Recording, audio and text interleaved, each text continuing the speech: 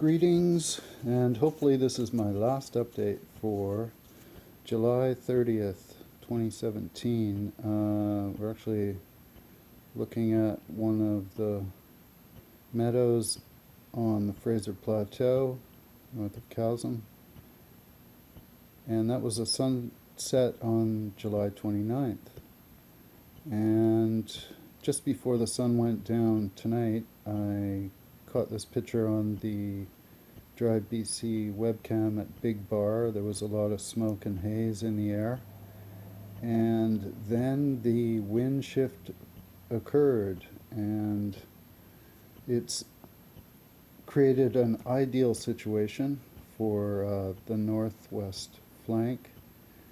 The winds are coming from the north and the northwest and the northeast, and they're pushing the fire back in on itself.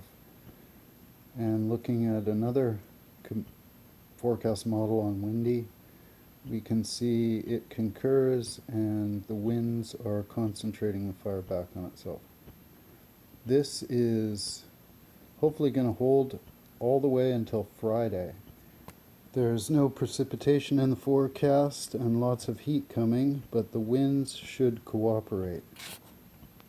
Now I'm looking at the TNRD evacuation status map, and the alerts have extended out onto the Bonaparte Plateau as of today, and that means they're giving fair warning to people in case the fire does approach in that direction. They've published a list of locations and on their website, and you should check that if you're in the area. It's grown quite a bit in the last 2-3 days, primarily due to the heat, and I've noticed that the winds have been changing frequently, and that makes it really hard to control. Sparks are flying in a lot of different directions. And one of the areas that's had the most growth has been on the northeast flank, and it's grown onto the Bonaparte Plateau. And I'm actually getting a little concerned about Vedette, our little center of the universe. The southeast flank it looks quite intense. There's a lot of hot spots concentrated in that area. Keep in mind those little stars could be, smaller than a tree size. They're just showing up on infrared. There's Clinton and the Bonaparte Valley south of Chasm, and we've got some hot spots that look like they've crossed the Bonaparte, and they're at the edge of the chasm. It looks like the nearest hotspots to the Big Bar Lookout are approximately 2 kilometers away.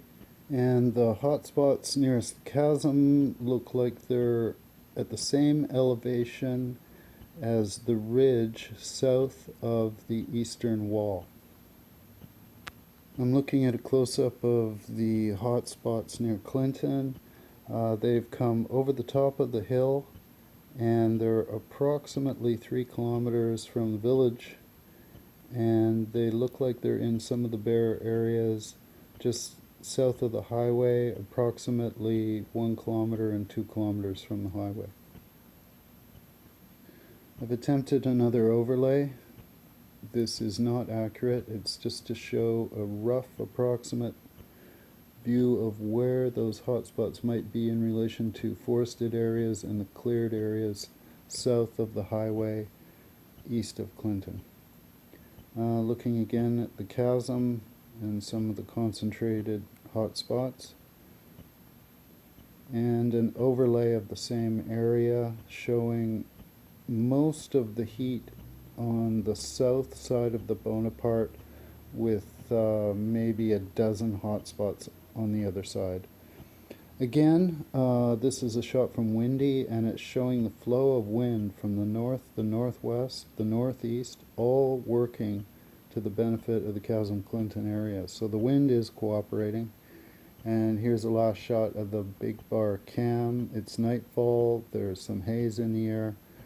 It's my sincere hope that the crews are safe and that the people and the wildlife out there are safe, and hopefully the wind will work tonight and over the next few days to push that smoke and the fire head back in on itself. Hopefully we can make the fire burn itself out. That bear looks pretty tired. He's going to go to sleep, and we'll hope the winds work in our favor this evening. Be safe, everybody.